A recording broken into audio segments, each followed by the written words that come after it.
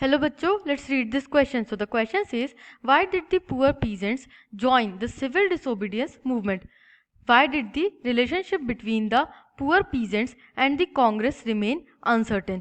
Poor peasants ने civil disobedience movement को क्यों ज्वाइन किया था और ये जो रिलेशनशिप थी between the Congress and the poor peasants वो अनसर्टेन क्यों थी? Let's see the key concept. So the key concept is civil disobedience movement. Civil disobedience movement launch हुआ था इन द ईयर 1931 एंड उस मूवमेंट में डिफरेंट सोशल ग्रुप्स ने actively participate किया था.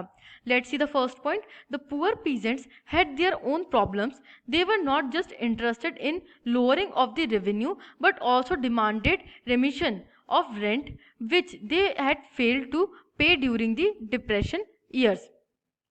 जो पुअर पीजेंट्स थे उनकी अपनी प्रॉब्लम्स थी, their own demand.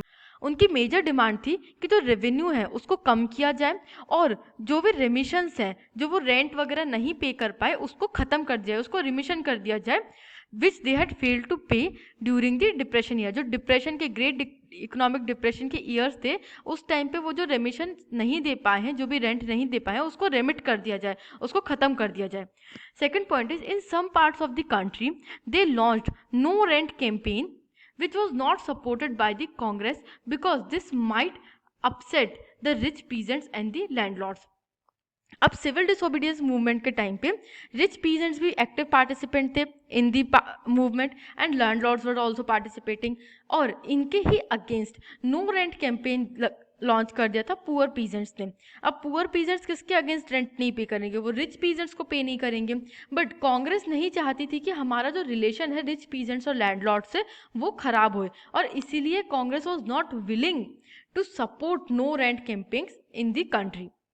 Third point is these poor peasants joined a variety of radical movement often led by socialist and communist. So the relationship between the poor peasants and the Congress remained uncertain.